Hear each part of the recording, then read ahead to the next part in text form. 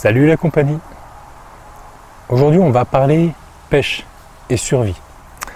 Suite à la dernière vidéo où je présentais donc du matériel avec un partenaire, je vous ai posé des questions face aux critiques, je vous ai fait un petit sondage et vous avez répondu. Moi j'avais besoin réellement de savoir ce que vous attendiez de moi. Et contrairement en fait à ce que je pouvais imaginer, vous n'êtes pas contre le fait que je présente des produits. Alors, vous souhaitez en majorité que je vous parle de survivalisme, mais c'est vrai que le fait de subvenir à ses besoins au niveau de la nourriture, donc on vous parle systématiquement de potager, d'élevage, éventuellement de temps en temps de chasse, mais très peu de personnes vous parlent de la pêche. Et j'ai abordé le sujet très brièvement, des petites vidéos, sans jamais rentrer réellement dans le détail. C'est ce que je vais faire aujourd'hui. Il faut bien distinguer deux types de pêche. Putain. Désolé pour la coupure. Avec Amazon Prime, en fait, t'as pas le temps de poser la caméra que le facteur est déjà là. Oui, donc ce que je disais, donc on va parler d'eau douce. Alors il faut bien distinguer la pêche donc, de loisir de la pêche de survie. La pêche de survie, c'est assimilé à du braconnage. Sauf que le braconnage, c'est pêcher d'une manière hors la loi, en situation normale. Or, la pêche de survie, c'est du braconnage par nécessité, ce qui est totalement différent. Donc, il existe plusieurs outils pour braconner, plusieurs méthodes, plusieurs techniques. Il y a la cordelle. Quand j'étais adolescent, j'en posais, je ne vais pas vous mentir, mais maintenant il y a prescription. Ça fait un petit moment que je suis plus adolescent. Mon grand-père m'avait enseigné ça, il le disait presque à tous les repas de famille. Vous savez, les anciens, ils radotent toujours un petit peu les histoires qui les ont marqués, ils les racontent un petit peu tous les ans. À l'époque, donc il y a 70 ans,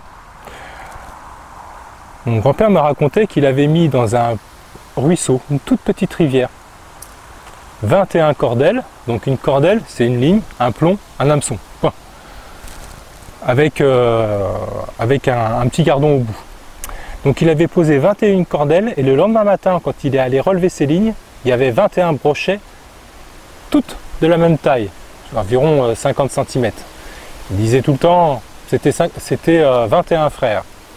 Donc 21 brochets. Aujourd'hui, vous allez poser une cordelle, vous n'aurez pas 21 brochets. Très loin de là. La qualité des eaux et la densité de population n'a plus rien à voir. Pour pêcher donc en méthode survie, donc il y a la cordelle, la ligne, plomb, hameçon.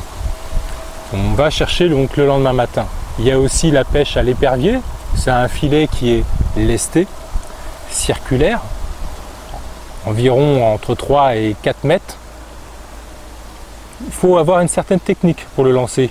Il faut plutôt être assez grand, athlétique, pour pouvoir lancer ce filet et puis le ramener avec la corde. Il y a aussi les filets flottants. Donc là, il vaut mieux être deux, chacun d'une rive à l'autre, et puis on ramène le filet. Et donc c'est pour vider les étangs, ce genre de choses.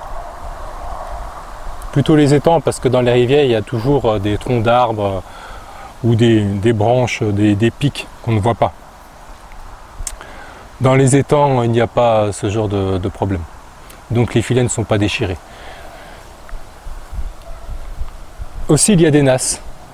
J'ai sélectionné une nasse, pas chère, du commerce, et je vais vous la présenter quand le moment sera venu.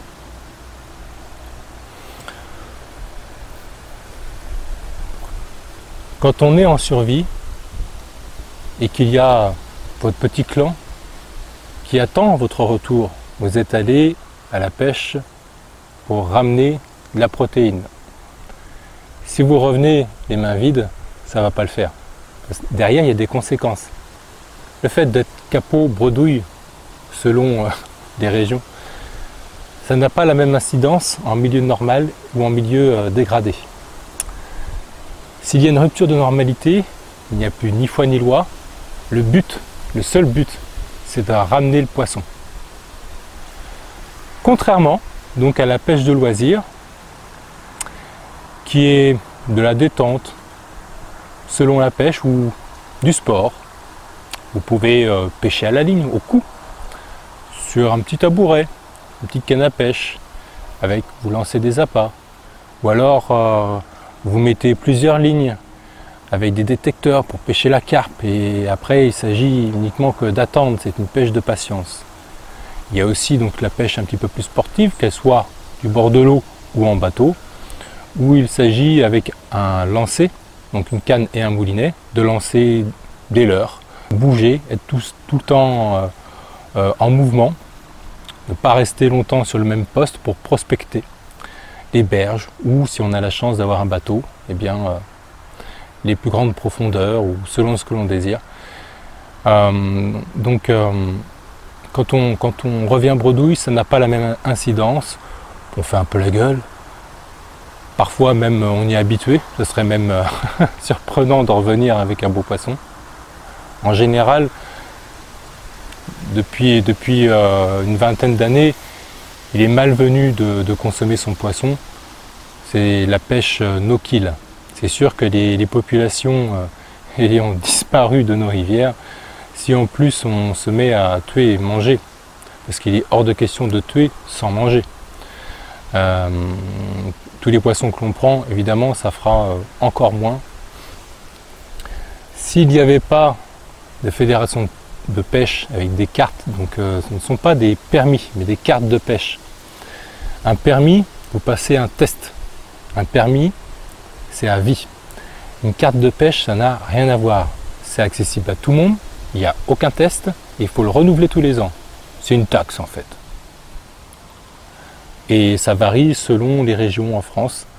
Simplement, la seule chose qu'il faut faire attention, c'est la période où vous allez à la pêche. Il y a des poissons, vous n'aurez pas le droit de pêcher à certaines périodes de l'année, comme le carnassier et ce genre de choses, la truite, etc. Donc cette vidéo s'adresse à un public global, en général. Après, vous triez, vous prenez ce qui vous intéresse, parce que là, parler de la carte de pêche, évidemment, pour les pêcheurs, ils s'en foutent. Après, il y a quand même des gens qui ne sont jamais allés à la pêche. Ce qu'on va faire, c'est que on va commencer avec la pêche de loisir. Je vais vous présenter brièvement, très brièvement mon matériel. Et puis après, eh bien, je vous parlerai de la nasse. Tiens, on fera un test de la nasse. Voilà.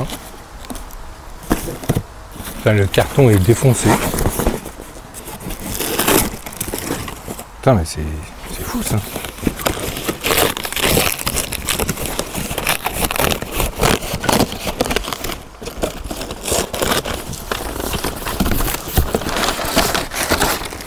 Voilà.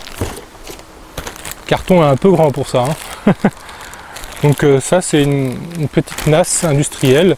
Et puis je pense que dès demain on va tester ça. Moi je vous reprends juste après la petite vidéo que j'ai filmée la semaine dernière quand je suis allé à la pêche. Évidemment il n'y a pas le son, donc je vais le doubler donc en voix off. Et puis après on continue avec ça. A tout de suite. Donc c'est parti. Donc là je suis au bord, donc je rame. J'ai enfin récupéré une deuxième dame de nage de bonne dimension. Les rames font 2 mètres chacune, mais c'est un peu court. 2,20 m aurait été mieux. Pour ceux qui veulent quelques détails sur le bateau, il y a une vidéo dédiée spécialement pour ça. Donc là on voit quelques pêcheurs dans le fond, des pêcheurs à la ligne. C'est une réserve d'eau douce assez grande. Donc là, je démonte mon sonar pour pouvoir le recharger. Donc je fixe l'adaptateur que je vais brancher sur le régulateur de tension du panneau solaire, qui me donne, donc c'est USB, donc c'est du 5 volts. Je le mets à l'eau, il se déclenche et il se connecte automatiquement au smartphone. Ça va me donner des informations sur la profondeur, sur la température de l'eau. Quand il y a des poissons, ça sonne. Je peux même régler la taille des poissons si j'ai pas envie qu'ils se mettent à sonner tout le temps. Et là, c'est une canne récente, ça. C'est une canne en casting. J'ai l'habitude de pêcher en spinning, mais j'avais envie d'un petit peu de nouveau. Et ça me plaît bien. J'ai galéré un petit peu comme tout le monde, hein. J'ai moi aussi fait des perruques. C'est le fil qui s'en mêle parce que c'est un lancer, c'est très technique. Il faut bien régler ses freins. Il y a 3 freins. Mais voilà, donc c'est une canne intermédiaire, 10-30 grammes. Voilà. Donc la particularité de ce système d'origine américain, c'est que les anneaux sont sur le dessus de la canne. On n'ouvre pas de pick-up. C'est une bobine qui tourne. Voilà. Donc là, je montre comment coincer la poignée.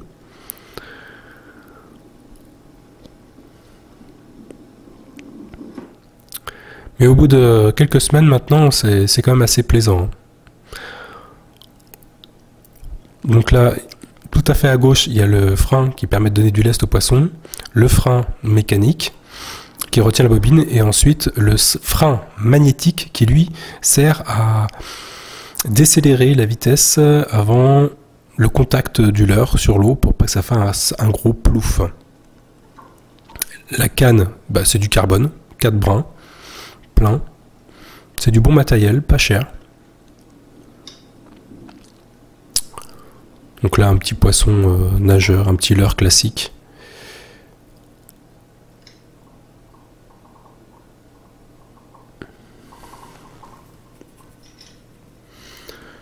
Donc là, je vais jeter donc une ancre. Il y a une technique pour attacher l'ancre, au cas où elle se coince, qu'elle puisse se retourner pour pouvoir la récupérer et pas la laisser au fond de l'eau. Donc là, il y a bien 10 mètres de fond. Donc si je veux pas être amené au bord, il faut que je leste le bateau. Il n'y a pas beaucoup de vent, mais le fond est particulièrement plat. Elle fait 1,7 kg, j'aurais dû prendre une ancre de 2,4 kg. Je range mes leurres dans de la mousse d'isolation. Là on voit l'équilibrage de la petite canne ultra légère. Ultra légère, c'est-à-dire pour lancer donc des leurres entre 1 g et 5 g. Donc ça sert à pêcher essentiellement la perche. Avec une canne ultra légère, on va pêcher donc avec des leurres très légers, en faible profondeur, pour pouvoir pêcher des petits poissons. Si vous lancez un leurre très léger avec une canne médium, il ne va pas correctement travailler et vous n'arriverez pas à le lancer assez loin.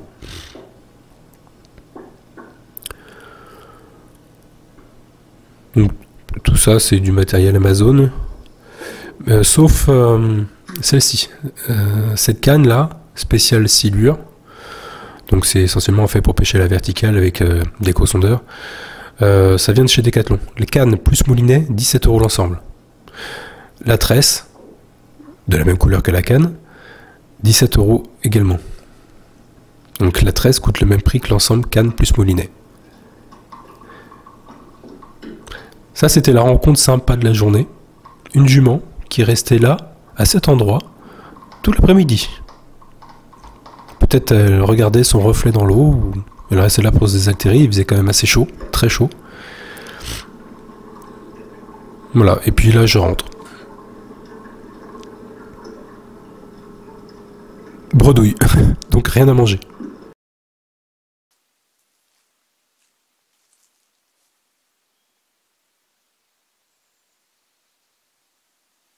Ici, on est sur un terrain privé, familial. En gros, je suis chez moi. Il y a à peu près 8 ans, j'avais déjà fait une vidéo ici qui s'appelle le repas de survie, quelque chose comme ça, où j'avais pris une grosse carpe avec juste un bâton de branche et et un fil de pêche. Donc là, on va tenter l'expérience avec une nasse. Donc j'ai monté la nasse que je vous ai montré tout à l'heure. Donc ça fait environ 50 cm par 20 cm de hauteur. Voilà. Il y a donc un filet avec 6 entrées. Voilà. Une fermeture éclair pour pouvoir vider le poisson facilement. Et puis une petite poche à l'intérieur dans laquelle on met du pain. N'importe quel pain. Attention, si ce n'est pas n'importe quel pain, ça ne marchera pas. On va le lancer. Il n'y a pas besoin de le lester, je pense pas. Évidemment, c'est pas fait pour pêcher des écrevisses, puisque les écrevisses pourraient très facilement avec leurs pinces découper le filet. Donc là, je sais qu'il n'y en a pas. À la limite, je pense qu'il y a du petit carpeau, du petit gardon. On va voir. Je vais lancer et puis attendre un petit peu et on va voir ce qu'on trouve.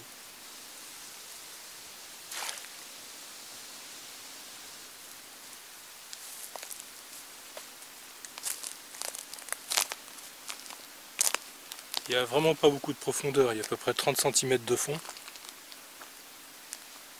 Je ne sais pas si vous le voyez, et en tout cas moi je le vois par transparence.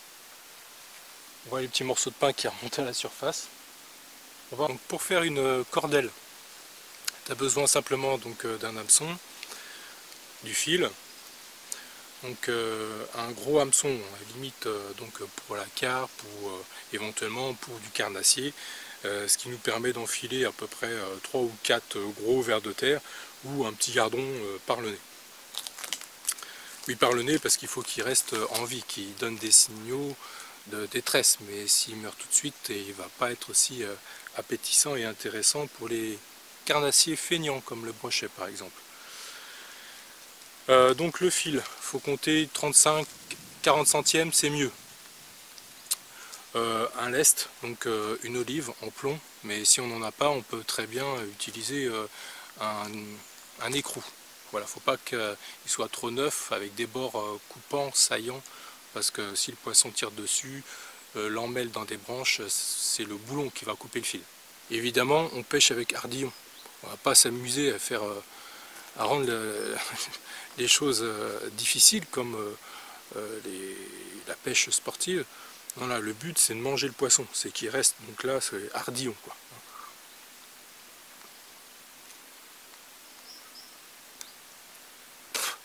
Voilà. C'est une cordelle, hein, pas besoin de s'appliquer énormément. Le but c'est d'en faire au minimum une dizaine, pour avoir peut-être la chance d'attraper un poisson le lendemain matin quand vous venez les récupérer. Si vous en avez 1 sur 10 déjà, c'est pas mal, ça veut dire que la rivière est assez poissonneuse.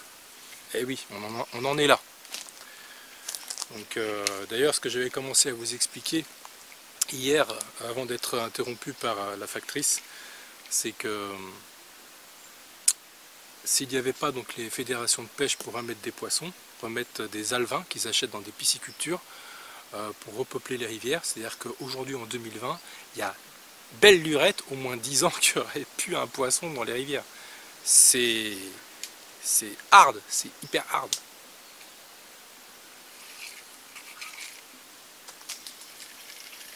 Donc vous mettez 5 mètres de fil, pas plus de 5 mètres. 5 mètres c'est un maximum. Donc l'olive, là on a une petite olive de 10 grammes environ. Donc vous passez le fil dedans. Allez, à 30 cm, l'hameçon est ici. Vous mettez un plomb.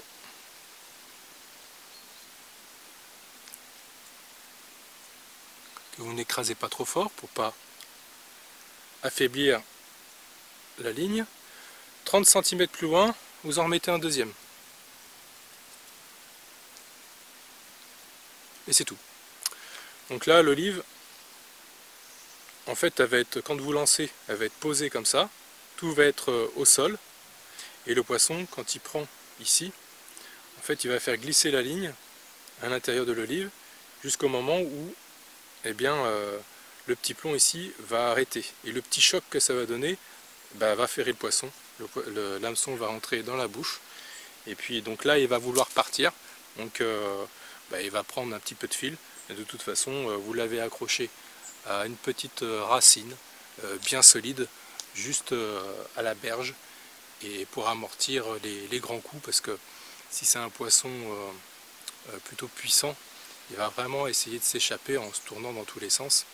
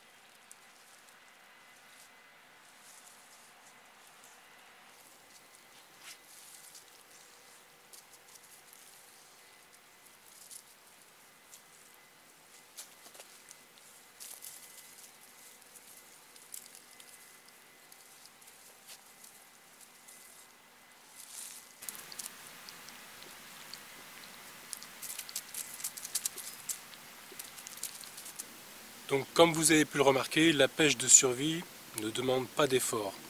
Il y a 2 étapes, on pose les pièges et le lendemain on les récupère. Voilà.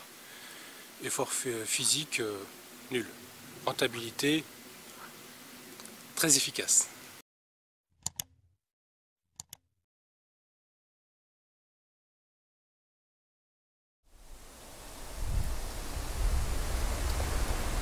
T'es toujours là? Ok?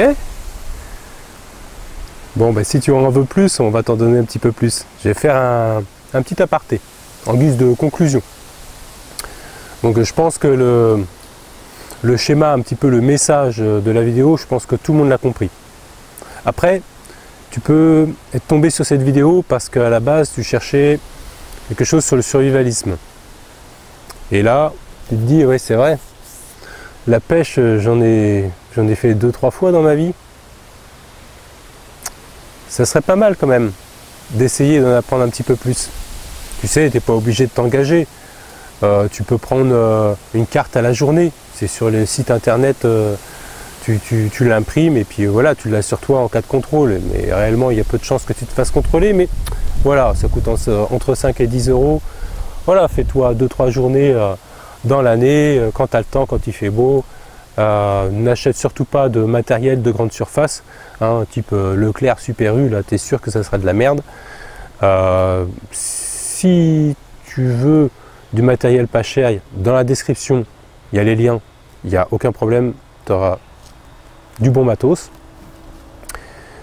Une petite astuce pour éviter de se décourager, parce que comme je l'ai expliqué, c'est pas si facile que ça au jour d'aujourd'hui en 2020 de ramener du poisson ou de prendre du poisson dans un premier temps. Il y a énormément de chaînes YouTube avec des mecs qui pêchent, c'est des pros, ils ont, je sais pas moi, 100 000 abonnés, tu as l'impression qu'ils te sortent des brochets d'1 mètre tous les jours. C'est pas ça. Surtout au début, tu vas galérer. Il faut gérer justement l'échec. Si tu veux une petite astuce, moi ce que j'utilise, ça ne mange pas de pain, c'est gratuit, c'est une application qui s'appelle Prévision de pêche. C'est un petit logo, un petit carré noir avec un poisson blanc. C'est bien parce que ça va te donner des informations. Tu sais, on dit souvent que à la pêche, vent du nord, rien ne mord. Des choses comme ça. En fait, il y a beaucoup d'incidences sur les résultats de la pêche, comme par exemple le cycle lunaire, la pression atmosphérique, si elle est haute, si elle est basse, la température extérieure, donc oui, le vent, le sens du vent, la force du vent, la température de l'eau, la profondeur de l'eau, enfin, il y a aussi les trucs en rapport avec le soleil, enfin bref, tout ça c'est dans l'application, ça te le calcule. Donc si tu vois un poisson sur 5 et que tu hésites à y aller, bah n'y va pas. Sinon ça va te décourager. Si tu vois qu'il y a 5 poissons sur 5, bah arrête tout, du coup, ce que tu avais prévu, et va à la pêche automatiquement. Si tu reviens sans rien, c'est que tu n'es vraiment pas bon. C'est que là, ils ont faim, quoi. Après, si tu y vas quand tu as le temps, parce que tu n'as pas beaucoup de temps, et que tu t'en fous, tu n'es pas un geek, tu te fous des applications, c'est pas un mal d'ailleurs. Pour te donner toutes les chances de ton côté, et que tu veux pêcher le carnassier au leurre, il y a ça qui vient de sortir, c'est une frog, mais pas n'importe quelle frog. Il en existe tout un tas. Celle-ci, en fait, donc elle est très ressemblante. Voilà. C'est mou, c'est flottant. Quand il y a 2 gros hameçons, donc très costaud, très pointu, avec ardillon. Et la particularité des pattes, c'est qu'elles tournent, elles sont articulées. Et ça, quand tu ramènes ça en surface, ça fait un vacarme, un bruit de malade. Donc le poisson, même s'il n'a pas faim, ça va tellement l'exciter, l'énerver, qu'il va taper dedans. Ça va le rendre fou. Et ça, donc, ça va augmenter tes chances. Ça vient de sortir, c'est vraiment le leurre à avoir en ce moment. Pareil, lien dans la description. Et puis, bon courage à toi. Mais ça pourra te servir pour plus tard. Parce que si plus tard, tu as besoin d'avoir ce type de compétences, mais que tu n'as jamais pris le temps de les acquérir, ben il y a des chances qu'un jour tu dois manger que de la salade. Hein. Bon, c'est très bon la salade, il y en a qui sont végétariens, je ne dis pas, mais tu n'auras pas vraiment beaucoup de choix, quoi. Après, si tu viens de la pêche, tu es tombé sur cette vidéo, tu te dis mais de quoi il me parle, le survivalisme, c'est quoi ça? J'en ai déjà entendu parler, mais j'aimerais creuser un petit peu la question, savoir un petit peu plus. Alors bien sûr, il y a déjà 160 vidéos sur ma chaîne, mais je voudrais surtout parler de quelqu'un qui a une chaîne survivalisme qui n'existe pas depuis longtemps. Par contre, qui fait des vidéos de dingue, c'est-à-dire qu'il bosse 3-4 mois pour faire une vidéo. C'est monté comme un professionnel, c'est extrêmement fin, c'est très juste, il n'y a rien à acheter en fait. Il a besoin d'encouragement, donc il s'appelle, donc sa chaîne YouTube c'est RAS Tackline. Va le voir, abonne-toi, ça lui fera plaisir, ça va l'encourager, vous ne serez pas déçus. Sur ce, cette fois-ci c'est bon, je vous laisse et je vous dis à bientôt pour une prochaine vidéo. Bye!